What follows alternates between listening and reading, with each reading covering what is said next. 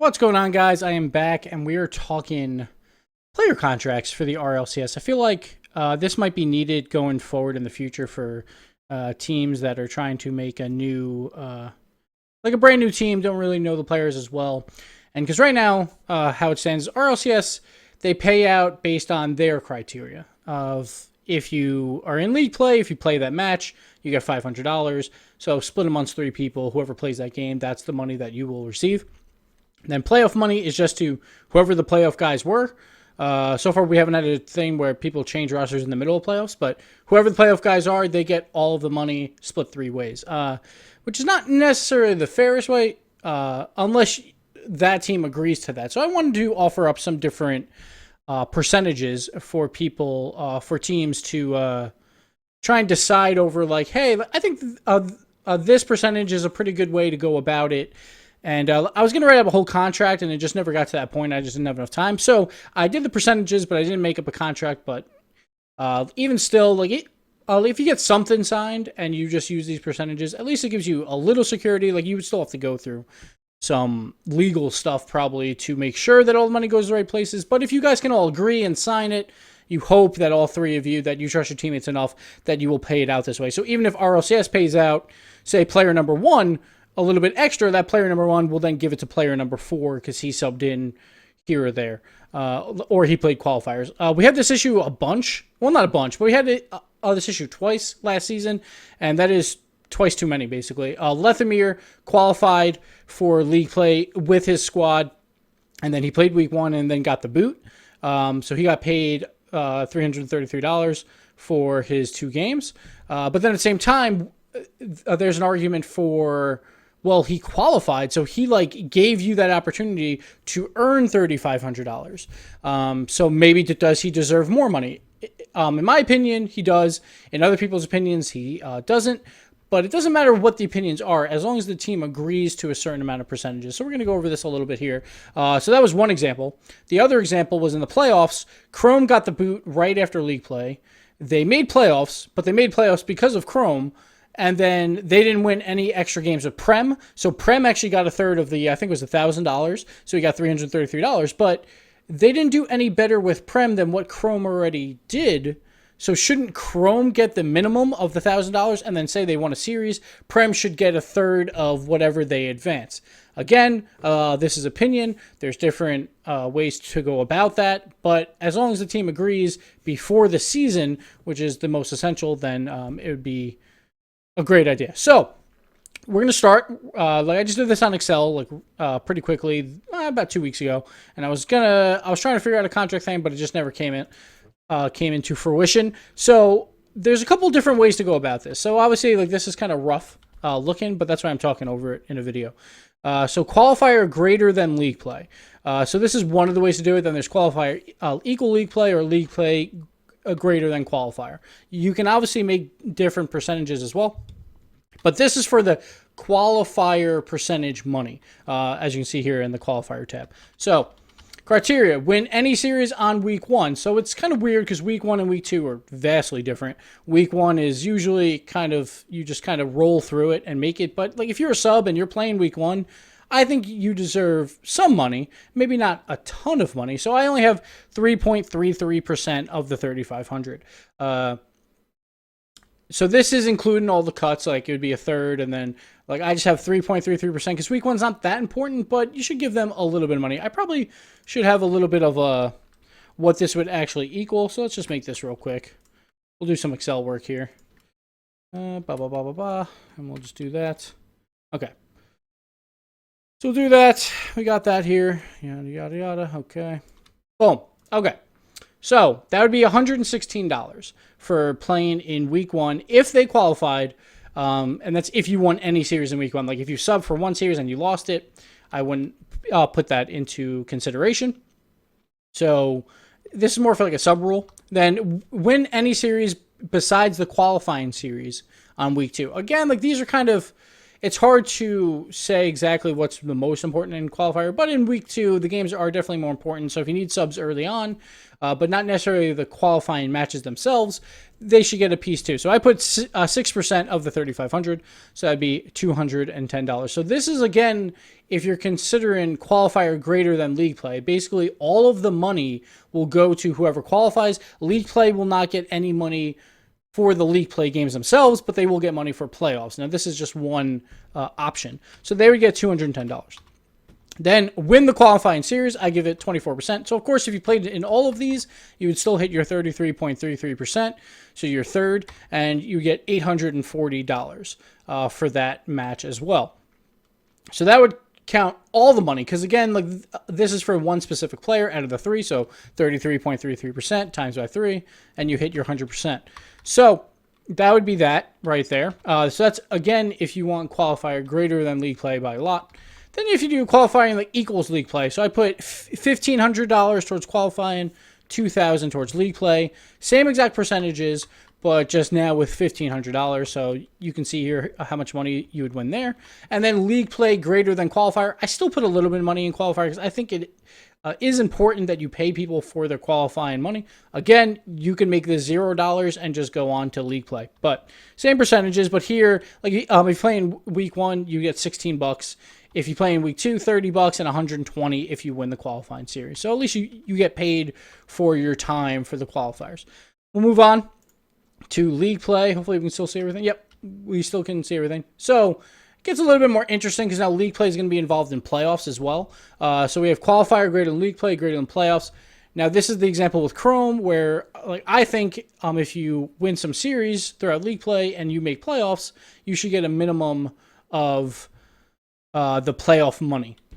So this one gets a little bit more complicated. So every win factors into the minimum playoff amount during league play.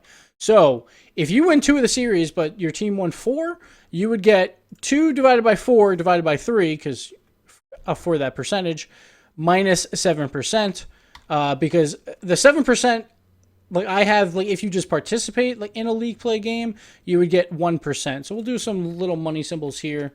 It's a little, well, actually we really can't. It's not that easy. So now this is, again, if league play didn't get any money at all. So this is just playoff money criteria. Again, like this might be a little bit hard to read, but just full screen it on your YouTubes if you want. So say you get a minimum of $1,250 if you don't have a buy, minimum of $2,000 if you get the buy. So I wanted to factor in wins more than losses. Like if you just play in a series and lose twice and then get subbed out, you really don't deserve much of that minimum playoff money because you didn't really help your team to get to the playoffs. So you still get 2%, which is, again, not much money. If it's $2,000, that would be $40. If it's $1,250, it would be $25. So if you played in 2. And then if playoff buy, also get wins, total wins, 2,500, half of minimum land. So I wanted to give some credit. Like if you do get the buy, you should also get money, probably about half of the minimum from the land, because a lot of the land is traveling all the way out there and playing. So like if you do have someone that helped get you the buy and then isn't at the land, I think they should still get a little bit of that money. Again, it's divided by 3 because of the players. So say they helped you with 2 wins out of your 5 to give you that buy, they would get 40% of 33%. So whatever the hell that number is, I don't feel like doing math right now. That's like 12%. A little bit more, but still. So they would get 12% of the 2,500. So that's half of the minimum land amount. Now again, if it's similar formulas, and these would all work out to 100% if you went across all of the games. There might be errors, but I don't think there is. But if there is, please let me know in the comments. It'd be great. Again, qualifier equals league play now. Same playoff money criteria. Same thing with the minimum for the LAN. We just didn't get there on this one.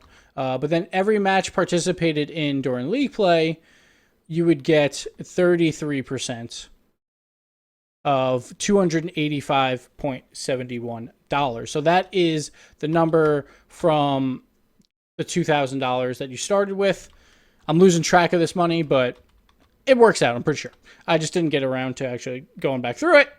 But we're going to go with it. So same thing, league play greater than qualifiers. Now you get 33% of, oh yeah, I'm sorry. So this is a little over half of the money from each match. So the 285 is because I put 2,000 in league play, 1,500 in qualifier. So you get a little bit over half for each match that you play in. So 285 times 7 would give you the 2,000, I believe. We will do that right now just to make sure, because why not? Yeah, so there you go. So that would be the $2,000. So same thing with down here. Instead, you would have $3,000, and because you left 500 on the table before. Same thing with the playoffs. I would again put the half a minimum land on these ones as well. I just didn't do that. And then playoffs greater than league play. If you want to go that route and don't want to give any money to the league play players, you just want to base it all on playoffs. Don't include the playoff money criteria above, and then you would have the same amount of money. Moving on, we got playoffs. So if league play is greater than playoffs, every playoff series win, you just get a third of the money. If qualifier win, you also get 33% of the $2,500. So if you, I'm sorry, not qualifier, a quarterfinal win. So if you're in the quarterfinals and you win a match and then they decide to sub you out for the semis and finals, you should still get half of the land minimum. Again, you can change that number to like 1,000 of the land minimum, or just none at all, like if you don't want it. These are more my opinions, but like at least this gives you a basis to work off of. And so you get a third there. For every playoff series win, you should get a third of the prize increase for that win. So you would get $750 for quarterfinals, $2,000 for third, $4,500 for semi, $3,500 for final. The one thing I didn't add is you would probably also have to divvy up the minimum. And I would just divvy that up, I guess, based on the amount of series played or based on the series wins. Because if you do sub someone out and then they just lose, does the other guy get the minimum? You know, like you might be able to just divide that in half or whatever. So you can add that. Playoffs greater than league play. So this was league play if it's greater than playoffs. So that's why the minimum's not here. I'm sorry. So that's why the minimum is not in this one, because it's league play greater than playoffs. And so you'd only get a third of the prize increase for win. So say in Prem's instance, if they would have won some games, he would get a third of whatever prize increase they were getting. But since they didn't win any, he would not get any money. Again, these numbers can change. So like, I just want to throw this out there so players can talk about it and maybe agree on it before. Hopefully put it in writing, but if not, at least agree verbally, and hopefully they hold true. Playoffs greater than league play, and then it would just be all three. Like amount of series played in, series played, greater, like divided by team series, divided by 3, full playoff prize awarded. So basically just, if you play in the whole playoffs, then you get a third. If you played in half the playoffs, you get half of your third, and so forth.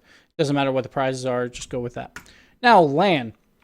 Participation at LAN, you would get series played divided by team series divided by 3. So if for some reason you had to be subbed out after a series, you would only get 50% of your third of the minimum money, $2,500, because that's going, of course, in the other areas.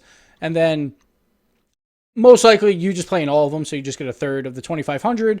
And then, of course, every time you win, you get a prize increase for that win divided by 3. So it's a little bit harder to write all these out because there's a lot more places. But basically, if you win a game and then you're like, all right, now we're guaranteed at least 7th, you would get that prize increase bump, divide that by 3, on top of the $2,500 as well. And you just keep going forward like that. Generally, you would always have the same people probably playing at the LAN, but this is in case it's not that way, so you can still divide it all the way out. Again, if any teams want to use this and they decide to agree on something and they don't want to figure out the math, I will gladly help with the math at the end of the season if anyone is having a problem there. It's pretty straightforward, but obviously complicated with all the weird series play divided by, and all that stuff. So I just wanted to throw this out there for people to start thinking about. Like, if you're on a team, you should probably start talking about how we want to split up the prize money. You can just go by the RLCS, but honestly, I don't think that's the best way to go about splitting up the money, which is not the RLCS's fault necessarily. It's just the way that they want to do it. But yeah, so that's this video. A little bit complicated. A lot of people probably won't like it, but I figure it might help. So yeah, thanks for watching, guys. And if you have any questions for any of these teams, like once you make league play, well, actually, before league play, if you have any questions about how the percentages would work out, feel free to hit me up on Twitter, and I'll get back to you. Thanks, guys.